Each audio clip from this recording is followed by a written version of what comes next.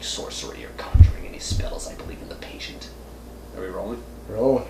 Alright, we're rolling. 7for7, new thing at goodbadtastemedia.com. Basically, I take 7 shots and talk about 7 of my favorite movies, and it's a social experiment. Find out if A, I won't die, and B, if we can do this again. That's the seal right there, so you know it's not fake.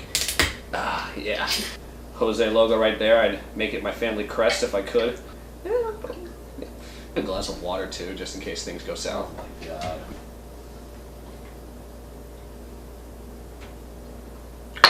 Alright, the first shot I have it on my phone. It's a shot from Interstellar that I really like. It's a shot of Saturn. Am I supposed to look at the camera? Or? Just to preface it, basically, Michael Caine is going to check up on Cooper's family, and then he says, like, in his Michael Caine accent, like, at this point they're probably coming up on Saturn, and then it just cuts to, like, Saturn, and they say that it takes them 2 years to get to Saturn. So not only have we jumped 2 years in this movie in a matter of that, but just like the shot of Saturn is so plain in the best way possible. I don't know how else to describe it. And you have like this twinkle in the corner that's the sun, and it just makes you think like, damn, these people are far.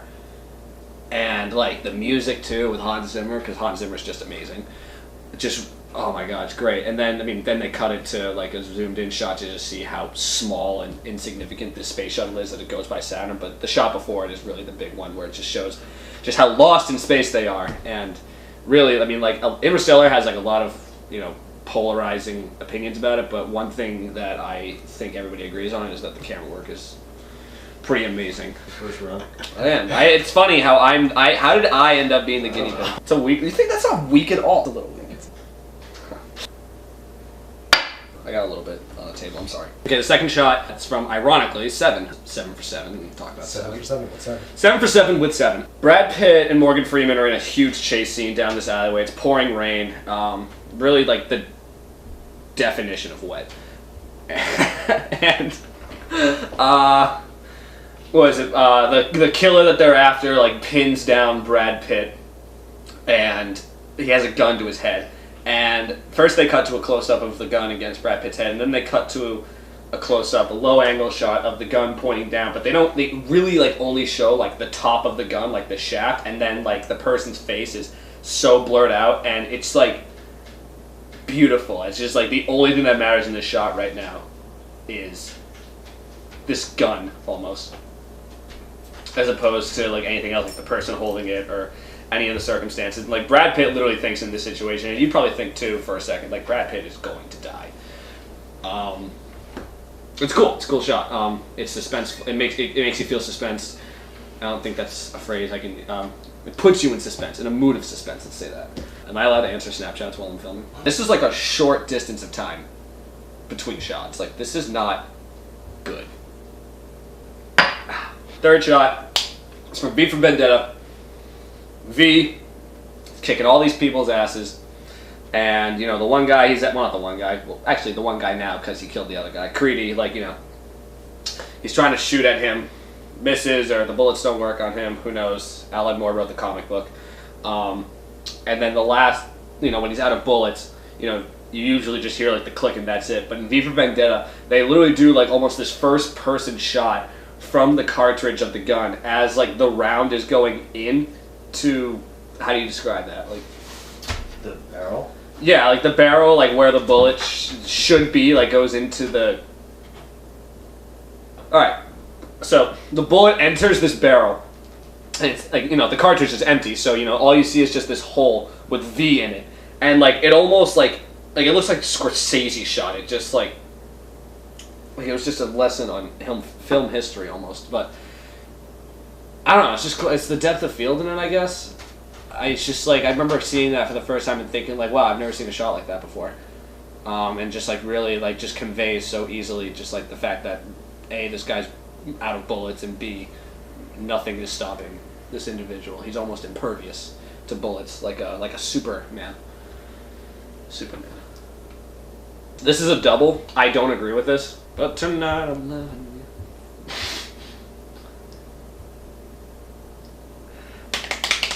I my buddy Drew, co-founder of WordPress.com, like whenever he talks, he starts to like salivate on the sides of his mouth. It's really funny actually. He's like almost a rabid beast from down under.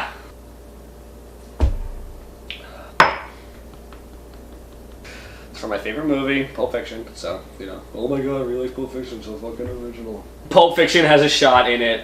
That's really all. I mean, a lot of people talk about like that tracking shot in the in Jackrabbit Slims, which is an awesome shot. I use that as a reference for my independent short film, Senior Capstone, Ego 2016, pending release if I A, want to, and B, find the right time to.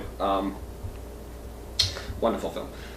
Plugging myself. This shot is basically, it's when Bruce Willis is running from Marcellus Wallace, and because Marcellus Wallace wants to kill him, and they're in an alleyway, and Bruce Willis goes around this corner and like leans up against this wall, sitting down. He's exhausted because he was just in like a car crash too. Bruce Willis is up against this wall, like, and it's like on one side of the frame, and then the other side is like the entire alleyway that Marcellus Wallace is like stumbling down, and like.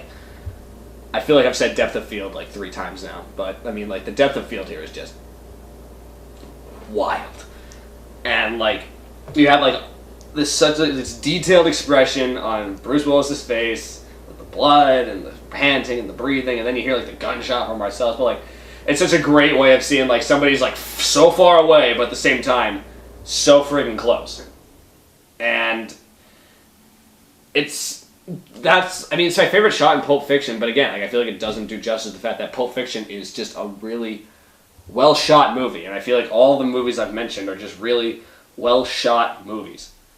Like they actually, like it feels like they took the time, you know, whether it was a storyboard or a shot list or staying until 5 a.m. one night. I don't know how Hollywood films work. 'Cause I haven't been on a Hollywood film. I've only been on independent films. But who the hell knows what's gonna happen?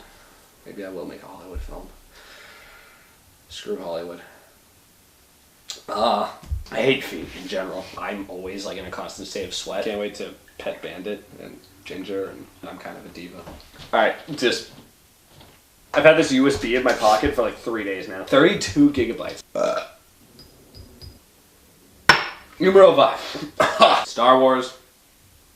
We're going to A New Hope. 1977. Star Wars, it's like, I feel like it's almost obvious, but the shot where Luke like walks out and looks at the sunset with the 2 suns of Tatooine, it's like, it's so good and so just beautiful. Like you have like the John Williams score and everything, just like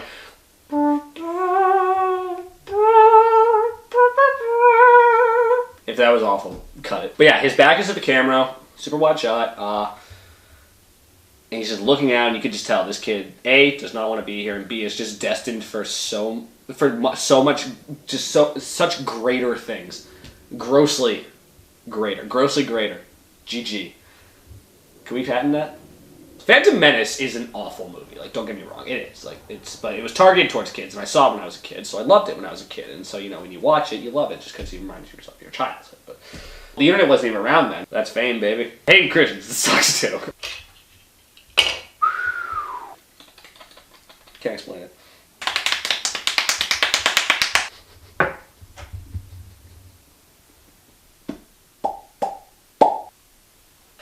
That one was actually kind of easier. Okay, so this shot is sick. Half-Blood Prince. So I'm reading this book. I'm reading it.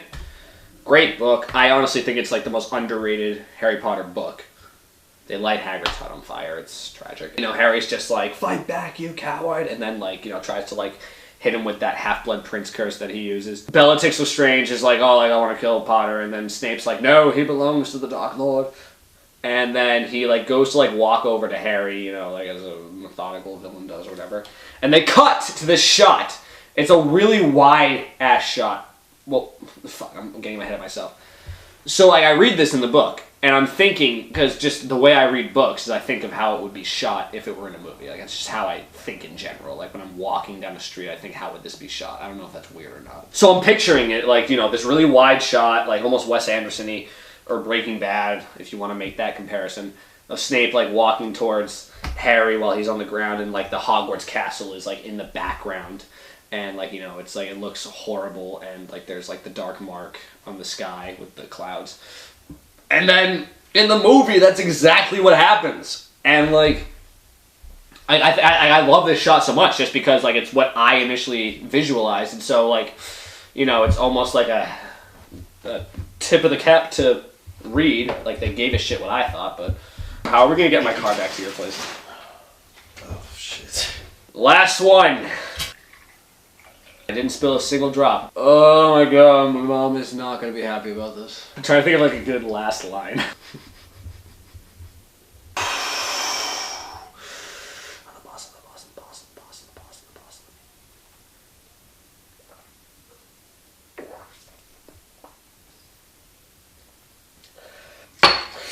Okay, last shot. Another Quentin Tarantino movie. Probably the best shot in Quentin Tarantino's entire filmography.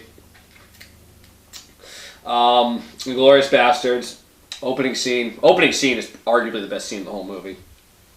Shoshana's parents are killed. Family is killed through the floorboards. It's a really traumatic, dramatic, and terrible scene. Like, but gets the point across. This is the world we live in. Obviously, once upon a time in Nazi occupied France. But excuse me. Shoshana miraculously survives this barrage of bullets from the piece of shit Nazis, and she's running away from the house. And they have this shot that mimics an illustration, a portrait, a painting of, it's called Christina's World, and it's her running away from the house, and all we have is the door frame of the house. We're inside, say the camera is inside, the door frame's in the house, we see her running away from it, again, probably the 5th or 7th time I've said depth of field. Depth of field is incredible.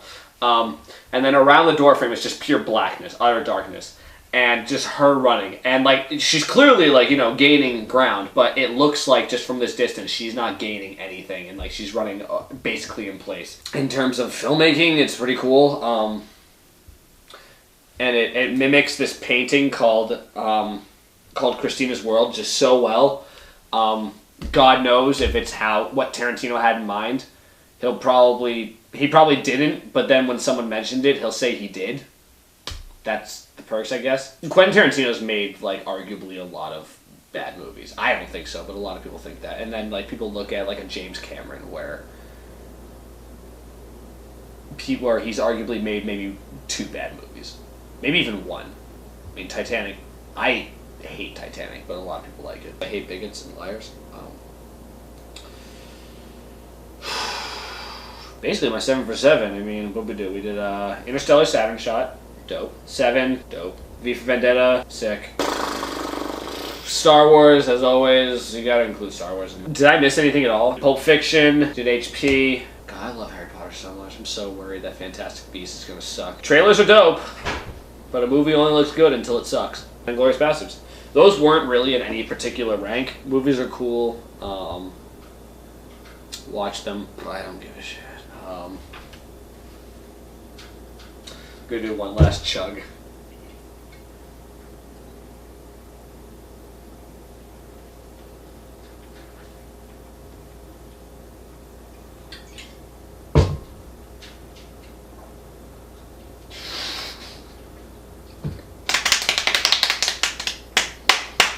If you concentrate the pain on your face, it doesn't hurt your throat as much. I've been doing that since like 2012. I don't weigh a lot. I'm like a relatively small person, so this is a lot for me. It is.